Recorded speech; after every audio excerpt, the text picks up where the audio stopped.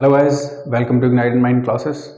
तो class 8th वाले ज़रा थोड़ा सा अलर्ट हो जाएं और एक्टिव रहें, क्योंकि 8th का क्लास के रिगार्डिंग स्टडी मटेरियल जो हमने स्टार्ट कर दिया है प्रिपेयर करना। और अभी मैं थोड़ी देर तक 1-2 मिनट के अंदर आपको थोड़ा सा जो आपके जो टॉपिक्स हैं सब्जेक्ट वाइज, जैसे अभी आज मैं आपको साइंस के रिलेटेड तो कुछ इन्फॉर्मेशन दूंगा, और अलग अलग जो हमारे सब्जेक्ट्स हैं 8th क्लास के, तो उन पर भी मैं मतलब थोड़ा सा आपको इन्फॉर्मेशन दूंगा। बट सबसे पहले आज मैं ये बताना चाहता हूँ कि इग्नाइटेड माइंड क्लासेस ने जो क्लास 8th के रिगार्डिंग जो है इनिशिएटिव लिया है कि हमने सभी सब्जेक्ट्स उसके कवर करने हैं, खासकर जो इम्पोर्टेंट हैं साइंस, इंग्लिश और एसएसटी, क्योंकि ये बहुत ही लेंथी हैं, और कोशिश करेंगे कि मैथ को भी हम मतलब कि इंक्लूड करें। बट सबसे इम्पोर्टेंट फोकस जो है मेरा 3 सब्जेक्ट्स पे होगा, जिसमें एसएसटी, साइंस और इंग्लिश है। ठीक है, तो मैथ के थोड़े बेसिक्स भी हम यहाँ पे बताएंगे आपको और सॉल्व करेंगे यहाँ पे। तो आज मैं आपको थोड़ी सी इन्फॉर्मेशन देना चाहता हूँ। जो मेरा पहला सब्जेक्ट है क्लास 8 का, जिसको मैं यहाँ पे पढ़ाऊँगा, तो वो है क्लास 8 का साइंस। तो टॉपिक वाइज इन्फॉर्मेशन मैंने बोर्ड पे दी है, तो चलिए थोड़ा सा देखते हैं उसको। तो जैसे देखिए, क्लास 8 की जो साइंस है, ध्यान से देखना, क्लास 8 की जो साइंस है उसमें हमारे पास 13 चैप्टर्स हैं। ठीक है, तो 13 चैप्टर्स जो हैं, अब जिनका स्टेट बोर्ड है तो वो स्टेट बोर्ड के मुताबिक प्रिपरेशन करेंगे, उनको भी हेल्प मिलेगी। और जो सीबीएसई वाले हैं तो हर एक एंगल से सभी को हेल्प होगी, क्योंकि हम डीपली डिस्कस करेंगे, हर एक चैप्टर इंडिविजुअली हम डिस्कस करेंगे।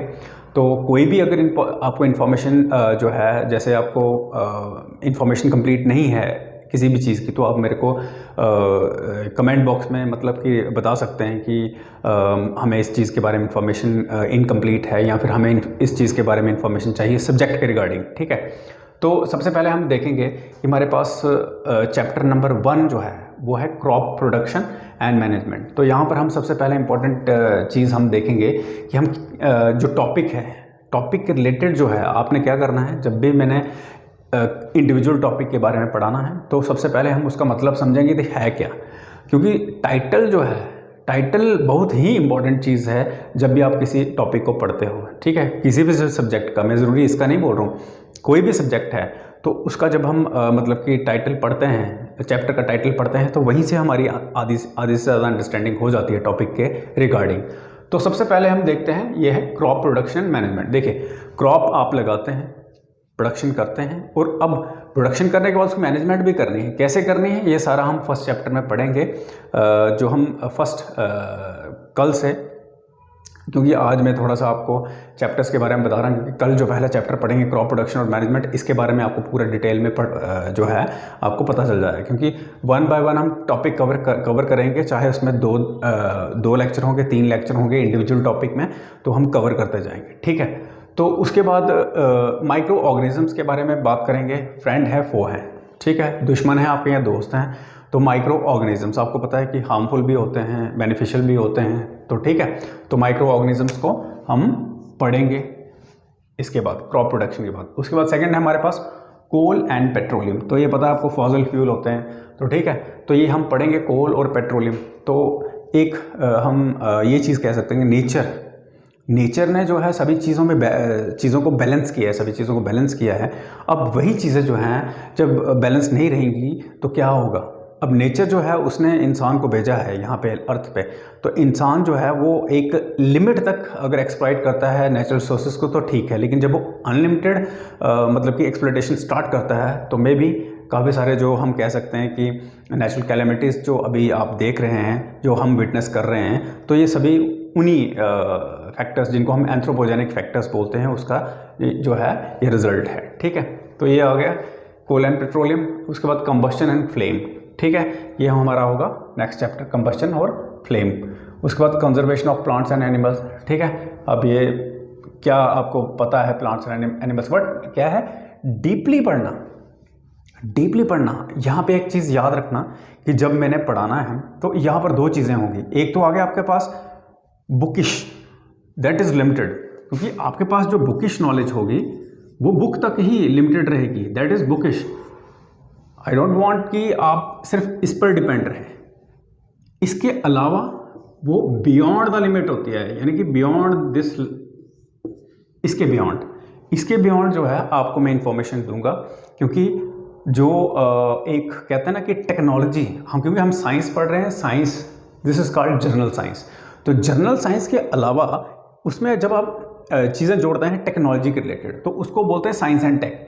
तो हम ज़रूरी नहीं कि हम जनरल साइंस पढ़ेंगे, इसमें ऐड करके टेक्नोलॉजी भी हम इसमें डिस्कस करेंगे कि साइंस ही एक ऐसी हम कह सकते हैं सब्जेक्ट है जो टेक्नोलॉजी को क्या कर रहा है, एक इवॉल्व कर रहा है, ठीक है, एक हायर फॉर्म में ला रहा है।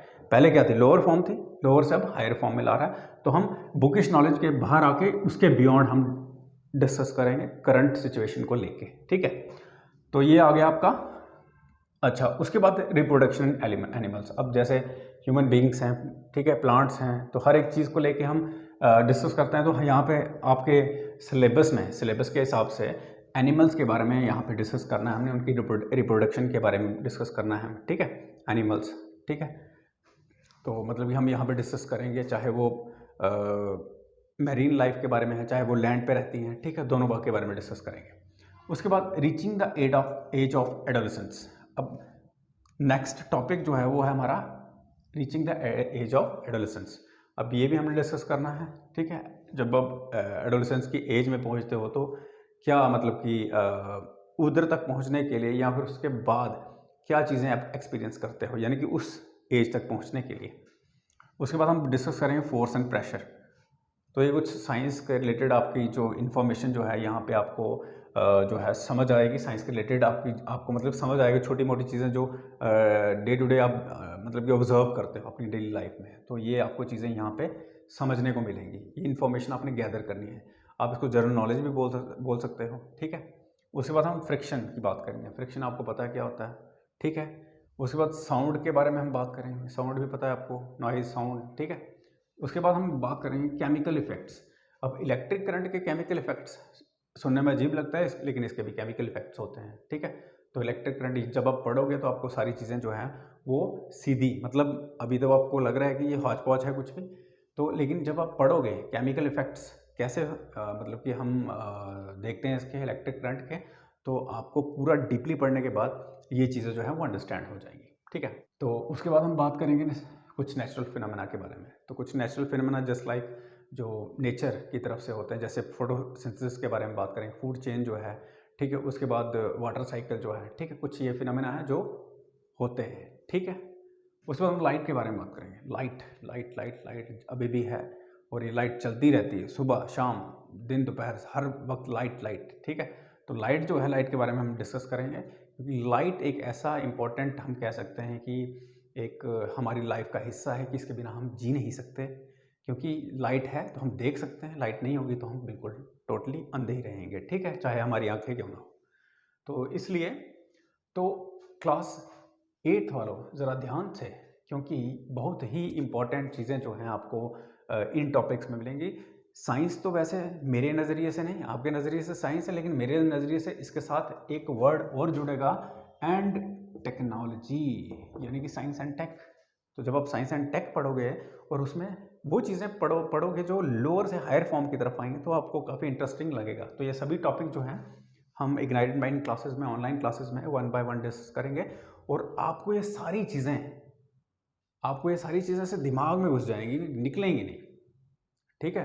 तो अच्छी तरह से इसको समझना है, अच्छी तरह मतलब नोट्स बनाओ, जो मर्जी करो, कोई वो नहीं है, परेशानी नहीं है। एक चीज़ आप कमेंट बॉक्स में जाके आप ये लिख सकते हो, सर ये चीज़ मुझे समझ नहीं आई, और मैं कोशिश करूँगा कि उस चीज़ का कोई ना कोई आपको मतलब कि अगर मेरी रेंज में होगी तो मैं उसको ज़रूर सॉल्व करूँगा, कोई ना कोई जो हल उसका कर दूँगा, ठीक है। अगर नहीं होगी तब भी हम उसका जो है सोल्यूशन फाइंड आउट करने की कोशिश करेंगे, ठीक है।